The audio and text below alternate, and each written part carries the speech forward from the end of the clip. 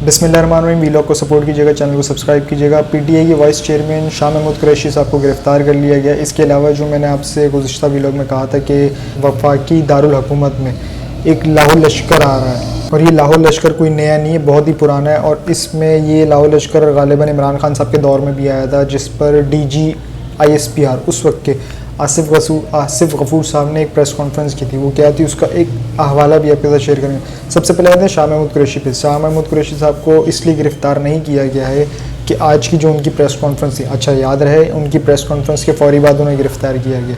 Press conference का मकसद ये था, सब ने अपनी नज़रें जमाई हुई थी उस प्रेस कॉन्फ्रेंस पे कि वो क्या बोलते हैं, क्या वो लाताल्लुकी का ऐलान करते हैं, क्या वो चेयरमैन PTI पर मलबा थोपते हैं जिस तरह माजी के लोगों ने फेंका है। ये परवेज़ खटक वगैरह लटकती टांगे जितनी भी हैं, उन्होंने क्या कहा कि इमरान खान एक मगरूर इंसान है, इमरान खान साहब में तकब्बुर है, हमने PTI के लिए सब कुछ किया। अच्छा, ये लटकती टांगे और परवेज़ खटक का हाल क्या है, इसके बारे में भी आपसे जिक्र करेंगे। शाह महमूद कुरैशी पे ही रहते हैं फ़िलहाल, लेकिन वो उनकी तवक्कुआत पे पूरा नहीं उतरे। शाह महमूद कुरैशी ने कहा नहीं भाई, PTI के चेयरमैन इमरान खान था, है और रहेगा। इमरान खान साहब ही तहरीक इंसाफ हैं और तहरीक इंसाफ ही इमरान खान है। उन्होंने अपने पॉइंट ऑफ व्यू, उन्होंने अपना वाज़ेह एक पैगाम पहुंचा दिया जहां पहुंचाना था। शाह महमूद कुरैशी साहब ने PTI पे जो एक क्रैकडाउन जारी हुआ और स्पेशली उस्मान डार के घर पर जो रात के पहर जिस तरह से उनके पूरे अहले खाना को घर से बाहर निकाल दिया गया, इस पर भी तफसीली गुफ्तगू। यकीनन इसके पीछे वो ही महज सिर्फ इतना ही नहीं बल्कि पूरी एक फस्तायत की कहानी बयान की उन्होंने, और इलेक्शन के बारे में उन्होंने कुछ कहा। सबसे पहले तो अब ये सुने कि उन्होंने इलेक्शन के बारे में क्या कहा। देखिए, बल्ले से ना घबराएं। अगर आप समझते हैं कि आपकी कारकर्दगी अच्छी थी इन 16 माह में और लोग बहुत मुतमईन हैं क्योंकि पेट्रोल जो है वो खासा सस्ता हो गया है और हर तबका उससे मुतमईन है, जो बिजली के बिल पिछले महीने आए थे वो तसल्ली बख्श थे, और इस महीने जो आने वाले हैं दिल थाम के बैठिए कि आने वाले हैं। आप समझते हैं कि मुल्क में जो माशी इक़दामात आपके थे उनको लोगों ने सराहा है, तो फिर आपको घबराहट किस बात की। तहरीक इंसाफ तो बकौल आपके मईशत को बिगाड़ गई थी और आपकी एक तजर्बाकार टीम ने उसको आके सुधार दिया। तो जब आपने सुधार दिया, आपने तारीखी इक़दामात उठाए, आपने इनकलाबी इक़दामात उठाए, तो फिर आपको एतमाद होना चाहिए कि आप लोगों का सामना करें। और तहरीक इंसाफ कमाल है, जो उसका बानी है वो जेल में भी है, निशान से भी टांपे टाक रही हैं, तो खुदा के लिए हिम्मत कीजिए। जी, तो ये थी इलेक्शन के हवाले से गुफ्तगू। उन्होंने कहा कि अगर आपको लगता है कि 16 माह में आपकी कारकर्दगी बहुत अच्छी थी तो फिर इलेक्शन से क्यों भागते हैं, कोशिश टेंशन ना लें, बल्ले से ना घबराएं। ये थे शाह महमूद कुरैशी साहब, जिन्होंने अपना पैगाम जो पहचाना था वो पहुंचा दिया है। अब ये आ जाए कि इलेक्शन के ऊपर, इलेक्शन किसी को भी सूट नहीं करता सिवाय तहरीक इंसाफ को। ये जो भी रोला डाला हुआ है ना पीपल्स पार्टी ने कि 90 दिन से इंतखाबात एक दिन भी ऊपर नहीं होने चाहिए, तो ये भिखारी दानवेशर उस वक्त किधर थे जब पंजाब और KP के इलेक्शन की बात हो रही थी। वहाँ भी तो 90 दिन का तकाजा था ना, वहाँ पर भी तो 90 दिन में इलेक्शन कराने थे। तब तो ये गले चीख पाड़ फाड़ के कह रहे थे। यही बिलावल भुट्टो पर्ची चेयरमैन क्या कह रहे थे कि नहीं करवाते हम इलेक्शन, किसी एक का फैसला, हथौड़े का फैसला, अदलिया को टारगेट कर रहे थे, वो एक हथौड़े का फैसला नहीं मानते हम। इस तरह से उन्होंने अदलिया पर अटैक किया था और वाकई अपने कहे पर वो कायम रहे। उन्होंने कहा हम इलेक्शन नहीं कराएंगे तो नहीं कराएंगे, और वाकई नहीं हुए। लेकिन यहाँ अदलिया की बहुत बड़ी एक नाकामी थी। अदलिया ने कहा इलेक्शन कराएं और उन्होंने कहा हम नहीं कराएंगे क्योंकि ये पार्लियामेंट पे हमला है। तो ये तो जीत गए लेकिन अदलिया हार गई। मुझे बहुत अफसोस से कहना पड़ रहा है कि अदलिया का एक मकाम है, क्योंकि अदलिया के मातहत आते हैं ये सब। इवन के प्राइम मिनिस्टर भी अदलिया के मातहत आते हैं, चीफ जस्टिस के, लेकिन उन्होंने उनकी बात भी नहीं सुनी, उनको भी रद्द कर दिया गया। अब क्या साख रह गई हमारी अदलिया की। इसी तरह से उस्मान डार साहब ने जो अपील की है अदलिया से गुज़िश्ता रात, क्या अदलिया उनकी मदद कर सकेगी? क्या अदलिया उनके घर वालों को इंसाफ दिला सकेगी? جہاں عدلیہ نے اپنے فیصلے پر قائم نہیں رہ سکی, اپنا فیصلے پر امپلیمنٹ نہیں کروا سکی, کیا وہ عثمان ڈار کو انصاف دلوائے گی؟ یا پھر 9 مئی میں جتنے بھی اٹھا لیے گئے تھے بے گناہ, کیا ان کو انصاف دلائے گی؟ جتنی خواتین ابھی تک اندر ہیں اور چار دیواری کی پامالی کس طرح نہیں کی گئی. جب الیکشن کی اناؤنسمنٹ ہوتی تھی, جب جلسے کی اناؤنسمنٹ ہوتی تھی, عمران خان صاحب کہتے تھے میں آ رہا ہوں, اور یہ کریک ڈاؤن شروع ہو جاتا تھا. یاد ہے نا آپ کو؟ کوئی زیادہ پرانی 2-3 سال 5 سال 10 سال پرانی تو بات ہے نہیں, یہ بھی گزشتہ 3-4 مہینوں کی پہلوں کی بات ہے. کس طرح سے وہ کریک ڈاؤن ہوتا تھا, چار دیواری کی پامالی کی جاتی تھی. کیا عدلیہ نے تحفظ دیا؟ اب انہوں نے امید باندھی عدلیہ سے. کیا عدلیہ اب ان کی سنے گی؟ اب انہیں انصاف دے گی؟ اب ان کا تحفظ کرے گی؟ اگر اب بھی نہیں کرے گی تو پھر کب کرے گی؟ اس سے پہلے کہ میں آگے جاؤں, سب سے پہلے تو عثمان ڈار صاحب کی والدہ کا ایک ویڈیو پیغام ہے, وہ کیا ہے سب سے پہلے آپ یہ سن لیں. ظلم کی حد دیکھو کہ پہلے وہ کون لوگ تھے جنہوں نے میرا گھر توڑا, گھر کی کوئی چیز نہ چھوڑی, اس کے باوجود انہوں نے میری عزت پر ہاتھ ڈالنے کی کوشش کی, میرے سر سے دوپٹہ اتارا, میرے بال کھینچے. آج آپ نے میرے گھر کو سیل کر دیا.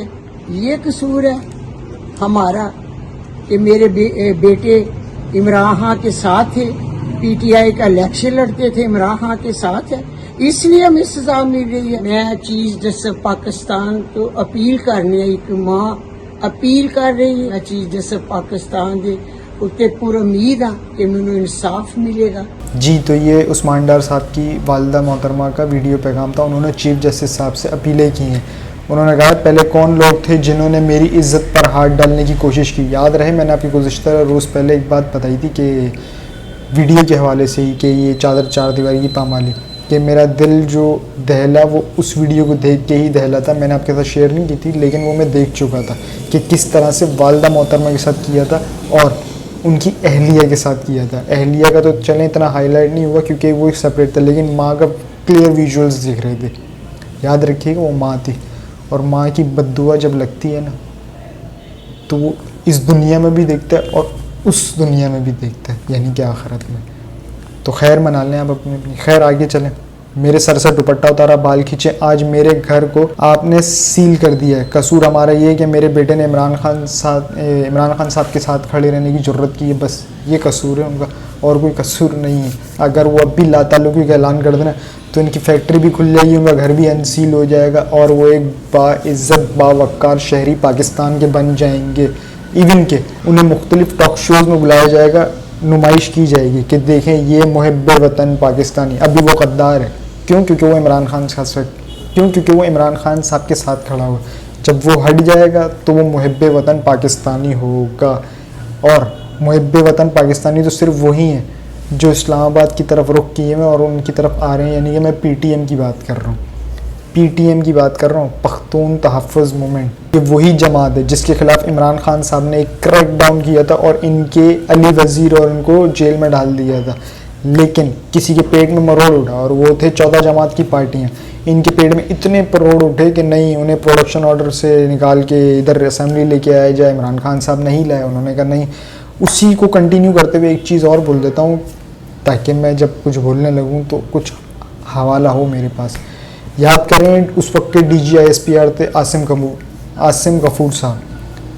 تو انہوں نے کیا کہا تھا؟ انہوں نے کہا تھا کہ آپ فوج سے لڑ سکتے ہیں. آپ کس بدلے کی بات کر رہے ہیں؟ Nobody can fight with the state.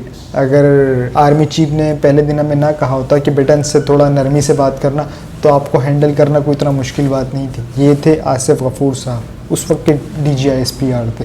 تو یہ ان کی بات تھی, میں جو بتانا چاہ رہا تھا آپ سمجھ گئے ہوں گے. پھر بھی ان کی ایک ریجیم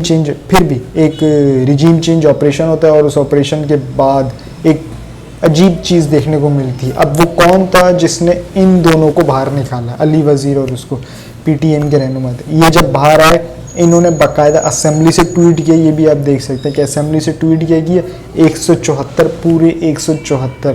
اس کے بعد مختلف سیاسی جماعتوں کے ساتھ بھی نظر آئے. بلاول بھٹو ہو گئے پرچی چیئرمین, اور مختلف جماعتوں میں مسلم لیگ نون نے بھی ان کی حمایت کی. اور یہ وفاقی وزراء رہیں, یاد رکھیے یہ وفاقی کابینہ میں شامل تھے. اتنی حساس میٹنگز ہوتی ہیں وفاقی کابینہ کی, اور یہ چلے حکومت میں تھے.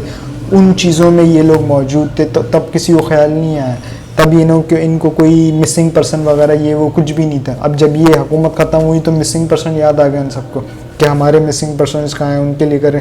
جب آپ حکومت میں تھے تب آپ نے کیا کیا؟ جب آپ کو فون کر کے کہا گیا کہ 174 ووٹ پورے کرنے ہیں، تب آپ نے ان سے یہ کیوں نہیں ڈیمانڈ کی کہ ہم 174 کے لیے راضی ہیں لیکن ہمارے مسنگ پرسن سے کچھ کیا جائے؟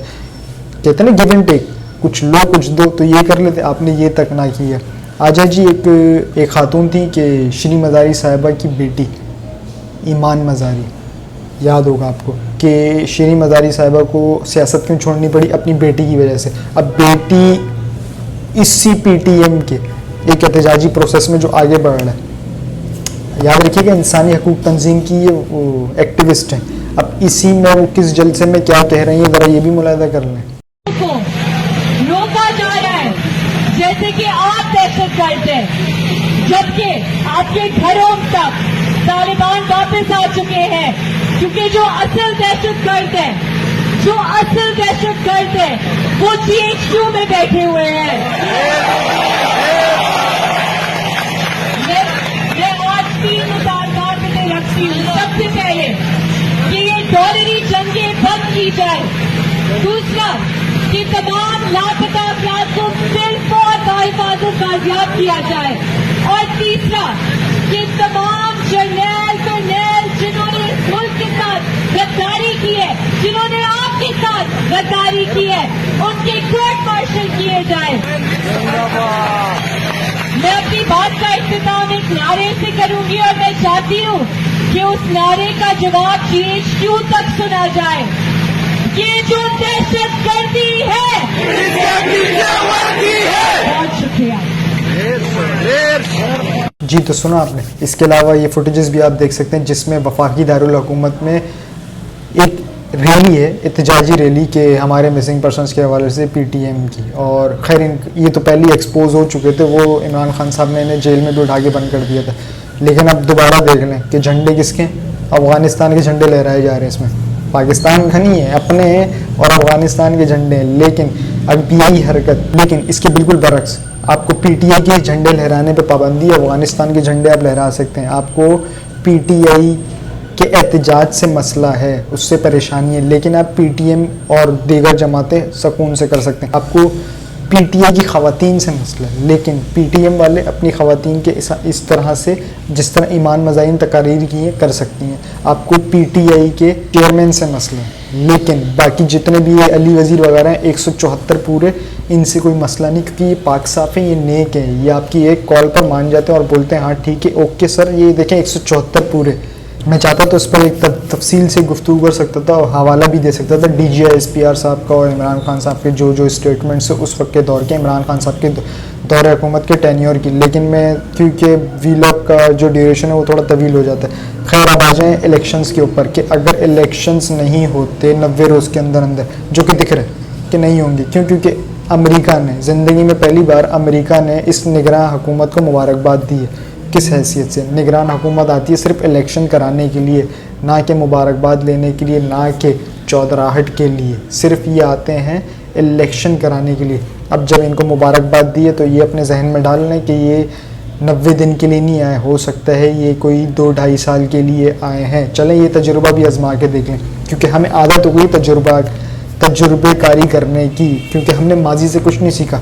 بس یہ چیز میری یاد رکھیے گا، ہم اس تجربے کے بعد نا پیچھے تو جائیں گے پیچھے، لیکن ایک چیز یاد رکھیے گا کہ ہم وہ ایک جملہ بڑا ریپیٹ کریں گے کہ پاکستان بڑے نازک دور سے گزر رہا ہے اور ہم بہت پیچھے رہ گئے ہیں. تو پیچھے حضور ہم نہیں رہے، ہمیں کیا گیا ہے. پاکستان نازک دور سے گزر نہیں رہا، گزارا جا رہا ہے. یہ تھا وہ چھوٹا سا جملہ جو میں آخری میں کہنا چاہ رہا تھا. خیر اب تک کے لیے اتنا ہی جی. اپنا اور اس چینل کا خیال رکھیے گا. چینل کو سبسکرائب ضرور کیجیے گا. اللہ حافظ.